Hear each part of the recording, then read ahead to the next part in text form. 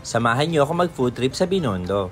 Perfect timing yung punta ko, kaya try mo na din bago dumami ang tao sa paparating na Chinese New Year.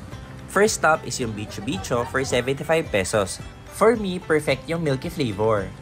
Sinunod ko naman yung the original Shanghai fried siopaw. Medyo mahaba lang yung pila, pero worth it naman sa sarap. No joke, masarap talaga, lalo na pag kinain mo habang mainit. Pwede ka ring bumili ng gulaman kay Manong for 20 pesos.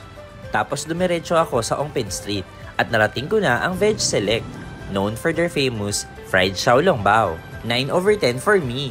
Katabi lang nito are different veg skewers. Pwedeng-pwede to sa mga vegetarian at nagda-diet. Kaya marami akong nakain. At para sa panulak, pwede mong itry ang sugarcane juice.